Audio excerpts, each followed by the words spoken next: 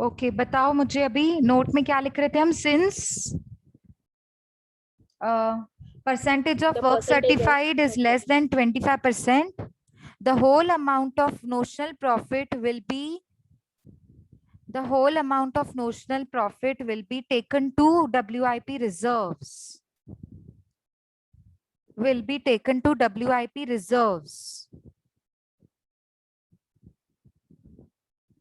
And nothing will be transferred to costing P&L account.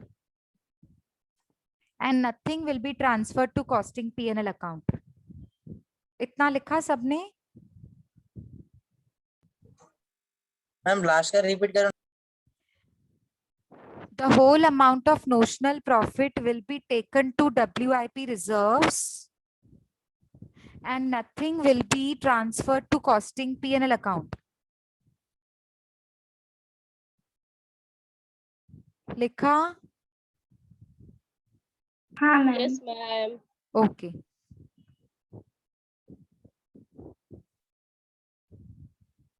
Okay तो अभी हम ऊपर आ जाएंगे, स्टेटमेंट में लिखेंगे कॉस्टिंग P&L में nil, costing P&L nil, and WIP reserves में कितना लिखोगे? 5500। yes whole amount notional profit का या तो नोशनल प्रॉफिट आपका कितना था? 5500। तो 5500 का पूरा फिगर कहाँ जाएगा? रिजर्व्स में। Very good. अभी हम क्या WIP करेंगे? हाँ ये खत्म हुआ सबका। P&L अकाउंट नील, WIP रिजर्व 5500। इतना Yes, सबको ma'am. समझा? yes ओके अभी हम आगे बढ़ेंगे। नेक्स्ट ईयर 2014 में चार चीजों को लेकर आते हैं, ब्रॉट डाउन करते हैं। लिखो सबसे पहले 2 WIP ब्रॉट डाउन। उसमें वर्क सर्टिफाइड है 20,000 और वर्क अनसर्टिफाइड नील है। तो आप भी लिखो वर्क सर्टिफाइड 20,000।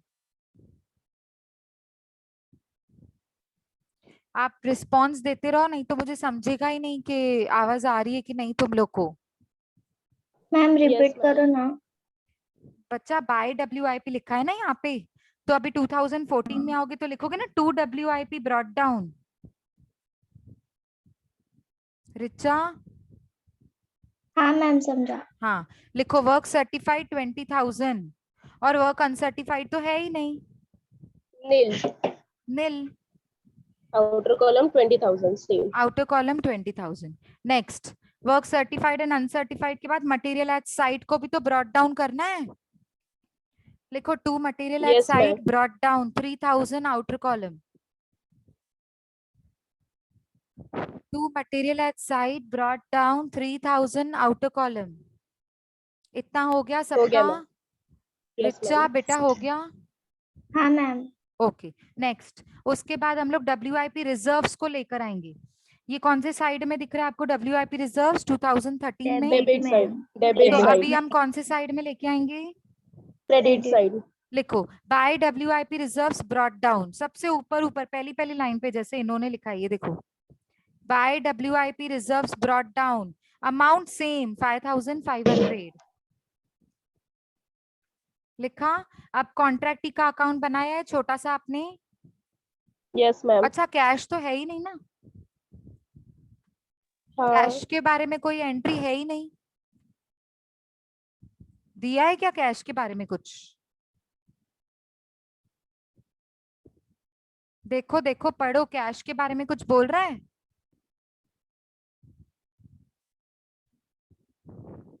नहीं। बोल रहा है? नहीं नहीं मैम. बोल रहा है।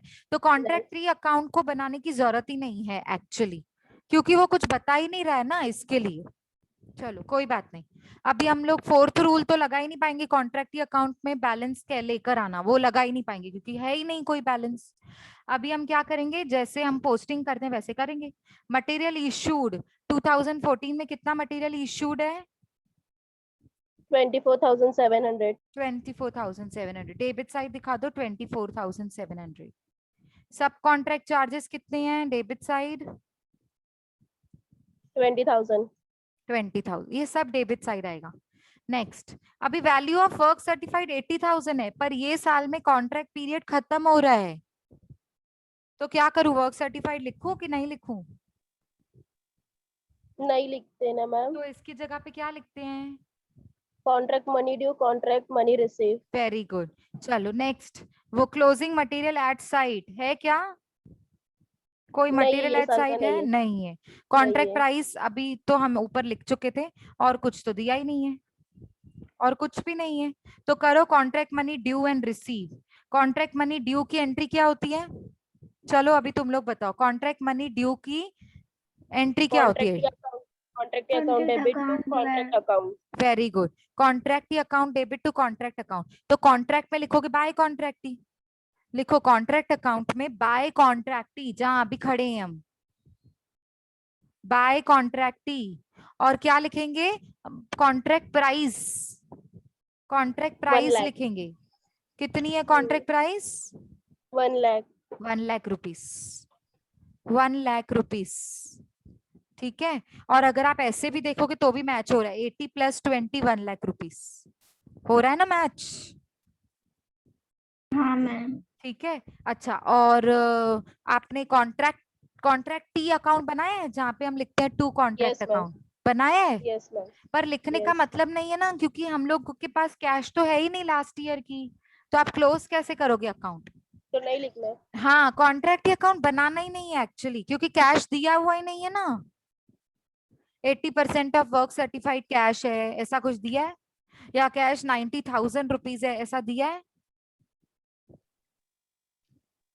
जब भी फर्स्ट नो ईयर मैम। में कैश थी ही नहीं, तो बैलेंस ब्रॉट डाउन किया ही नहीं। बैलेंस ब्रॉट डाउन ही नहीं करोगे तो मनी ड्यू एंड रिसीव कैसे करोगे आप? लास्ट ईयर भी तो यस कुछ आपको मैम। पैसा मिला होगा ना 2013 में, पर वो तो दिया ही यस। नहीं है ना। तो मैं कैसे समझू कितनी मनी इस बार मुझे मिलेगी? Yes ma'am. ठीक है, तो कॉन्ट्रैक्ट अकाउंट को बनाने की जरूरत नहीं है। अच्छा, मनी रिसीव में भी एंट्री क्या होती है? Bank account debit to contract. अभी कॉन्ट्रैक्ट कॉन्ट्रैक्ट अकाउंट तो बनाया ही नहीं है, तो छोड़ तो दो। इसकी भी एंट्री अब नहीं आएगी। हाँ, इसका मतलब है इसकी पोस्टिंग करनी ही नहीं है। कॉन्ट्रैक्ट अकाउंट से रिलेटेड अभी कुछ है ही नहीं। बस अभी क्लोज करो, हो गया मेरा सब कुछ। 2014 को भी क्लोज कर दो। अब मुझे बताओ आपका कॉस्टिंग पीएनएल कितना आ रहा है? फिनिश, प्रॉब्लम खत्म। क्रेडिट साइड से 1 debit lakh side 5,000। 500, 1 lakh 500। Yes. 1,05,500 credit side का और डेबिट बैलेंस आ रही है। डेबिट साइड का 67,700। 67,700। तो 1,05,500 में से 67,700 को माइनस कर दो। 37,800। 37,800। देखो इससे मैच भी हो रहा है। पूरा का पूरा कहाँ जाएगा? कॉन्ट्रैक्ट जब भी फिनिश होता है तो पूरा का पूरा पैसा कहाँ जाता है? प्रॉफिट में डेबिट साइड। Costing PNL. हाँ Costing नहीं, आप मुझे पता है ये प्रॉफिट और डेबिट साइड जाएगा, पर मैं पूछ रही हूँ कहाँ जाएगा, मतलब कॉस्टिंग पीएनएल में जाएगा कि डब्ल्यूआईपी रिजर्व्स में जाएगा? कॉस्टिंग पीएनएल जो है ना। हाँ, जब भी कॉस्टिंग पीएनएल। 100% कॉन्ट्रैक्ट खत्म हो जाता है ना, तो पूरा का पूरा अमाउंट कॉस्टिंग पीएनएल में जाता है। जब भी <25% आता है तो पूरा अमाउंट रिजर्व्स में जाता है। और जब 25 to 49 आता है तो 1/3 वाली फॉर्मूला लगाकर आंसर निकालते हैं हम लोग। और जब 50% to 99% आता है तो 2/3 वाली फॉर्मूला लगाते हैं। ठीक है, ये 4 केसेस हमने पढ़े थे।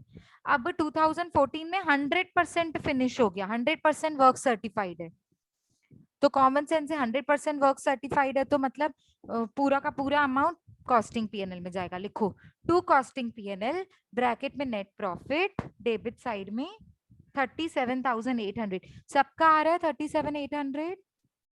Yes ma'am.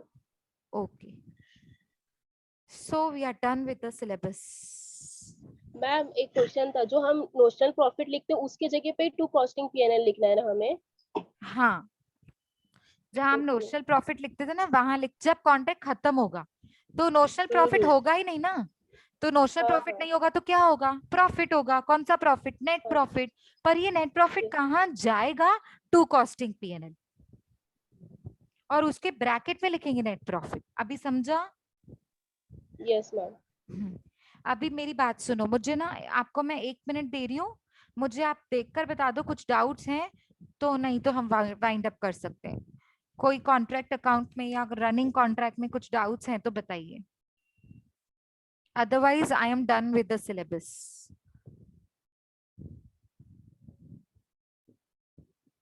Tell me, do you have any doubts? Ma'am जो भी मटेरियल रिटर्न्स वगैरह होता है वो क्रेडिट साइड में आएगा। Yes.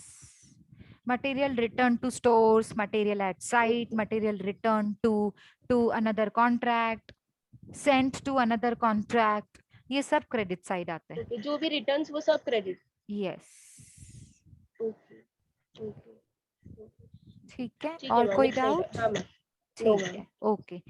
तो आई am done from my side. हाँ, सो आप रिवाइज Yes. कीजिए. अभी आप जब भी प्रैक्टिस करेंगे तो आपको और पता चलेगा कि डाउट्स आ रहे हैं कि नहीं आपको.